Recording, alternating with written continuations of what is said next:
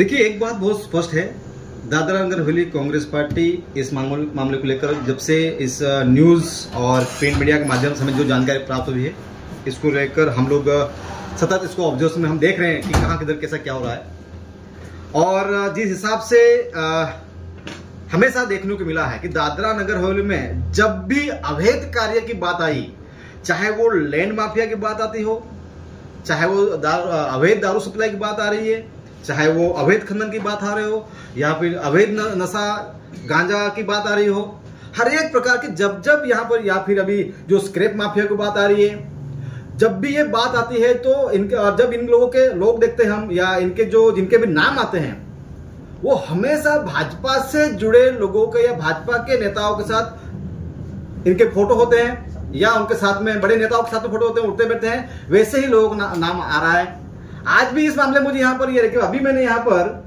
भाजपा के नेताओं का एक प्रेस नोट देखा, उसमें जिन का नाम लिया जा रहा है, जिन नामों को उल्लेख किया जा रहा है, वो कह रहे हैं कि ऐसे लोगों को हमने कोई पद पर है नहीं है। लेकिन मैं आपको बताना चाहता हूं कि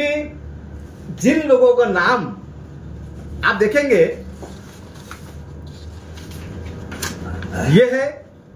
दादरा नगर हवेली की नगरपालिका विस्तार की प्रमुख रजनी शेट्टी जी। ये इनके साथ जो आरोपी के तौर पर इनका नाम का उल्लेख हुआ है,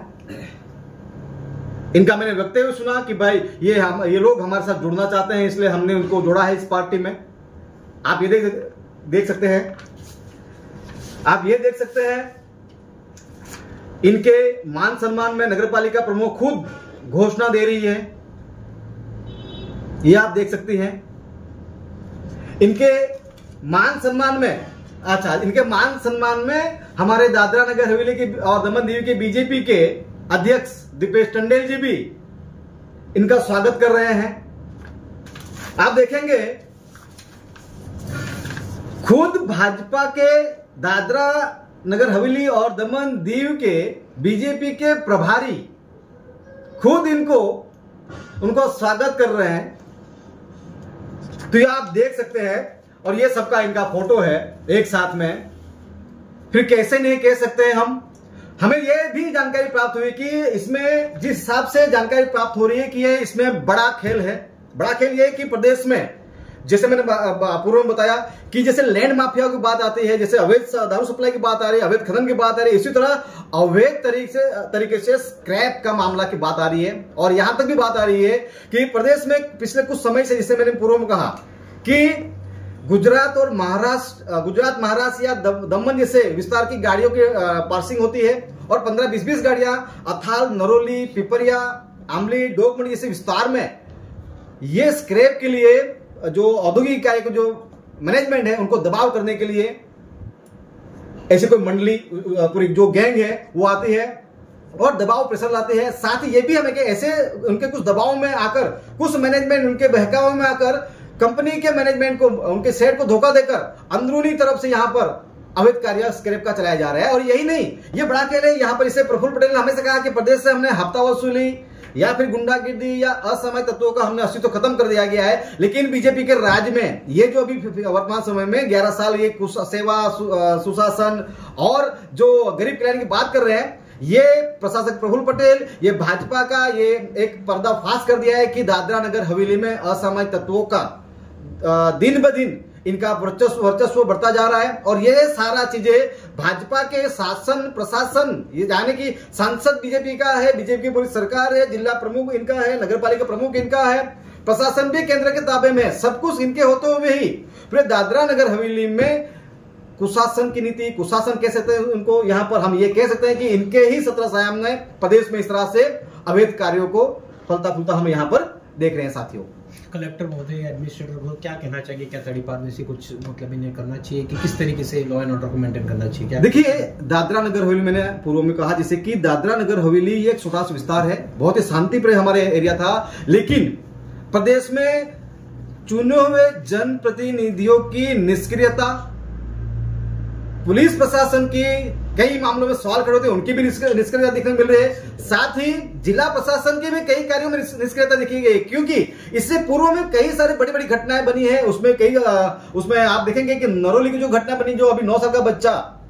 जिनकी हत्या हुई, क्या हुई आज तक पता नहीं चला। उस मामले में पुलिस ने आज तक कोई चर्चा नहीं की। इसके अलावा भी यहाँ पर कई बार असामयिक तत्वों द्वारा यहाँ पर ही डांडूफला विस्तार में यहाँ पर कोई फायरिंग हुई थी।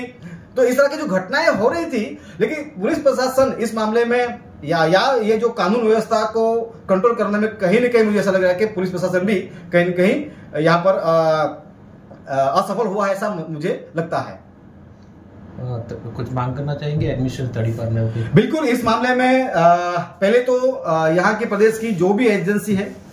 क्योंकि यहाँ पर प्रशासन के ऊपर अभी मुझे तो हम तो पिछले 8-9 साल से देख रहे हैं कि कोई भी अवैध कार्यों को लेकर या कोई भी ऐसी चीजें हम जब प्रशासन के साथ में लेके जाते हैं तो उनका एटीट्यूड तो 2 चीजें, एक तो है वो सुनने के लिए तैयार नहीं होता है, दूसरा कि कई विभागों में, चाहे पुलिस विभाग हो, चाहे जिला प्रशासन के बड़े अधिकारी है, वो चाहे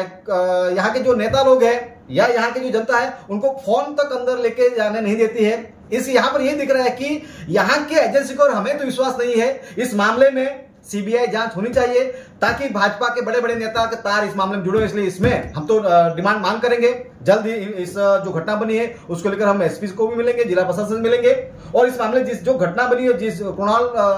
नामक व्यक्ति का जो हत्या हुई है, उसके परिजनों को मिलेंगे, जानेंगे कि इसमें क्या क्या, किस तरह से जो घटना बनी है उसमें और क्या क्या हुआ है ऐसा करके। देश में यहाँ पर हमने कई बार कहा है कि दादरा नगर हवेली में जो पिछले 60-70 सालों में जो रोड और जो गटर की जो व्यवस्था की थी, वो एक नेचुरल प्रोसेस से की गई थी। कहाँ पानी है, कहाँ किस तरह से, कहाँ ढलान है, और ये, लेकिन ये प्रशासन स्मार्ट सिटी बनाने के चक्कर में, पूरे एक सरीखा जो लेवल रोड बनाने के चक्कर में पूरे दादरा नगर हवेली का, कल ही हमने देखा इनकी विकास की पोल खुल गई यहाँ पर। यहाँ बालदेवी में देखा पूरा पुल का ब्रिज पूरा ढह गया। यहाँ पर कई मुझे 12-13 पंचायत से मुझे फोन आया कि साहब यहाँ पानी भर गया, लेकिन पानी निकलने नाला ही नहीं है। तो हर 8 दिन, 10 दिन, 15 दिन में प्रशासक और उनकी पूरी मंडली 10, 20, 50 गाड़ियों के काफले के साथ निकलते हैं और जांच करने जाते हैं। क्या ये जांच करने जाते हैं? मुझे अभी ये भी लगा भाई, अभी सांसद दौरा कर रही है, सांसद ने कभी विकास के कार्यों का इतने सालों में कभी दौरा किया? जब उनकी पूरी मोदी जी आते हैं, जिस विकास कार्यों में उद्घाटन हुआ है, उस विकास कार्यों में संसद का कहीं वो उनका जो तख्ती होती है उसका नाम तक नहीं। किस आधार पर सांसद जा रही है अभी कहने के लिए कि हम दौरा कर रहे हैं? जब प्रशासन और चुने हुए जनप्रतिनिधि एक साथ में कोऑर्डिनेशन करके एक टीम के साथ, क्योंकि उनकी सरकार है, सरकार में सब कार्य हो रहे थे, एक साथ मिलकर जाना चाहिए। प्रशासन अलग जा रहा है, चुने हुए जनप्रतिनिधि अलग जा रहे हैं, मतलब चुने हुए जनप्रतिनिधि और प्रशासन में तालमेल नहीं होने की वजह से ये सारा चीज हो रहा है, और प्रदेश की जनता परिणाम स्वरूप हम लोग यहाँ पर भुगत रहे हैं।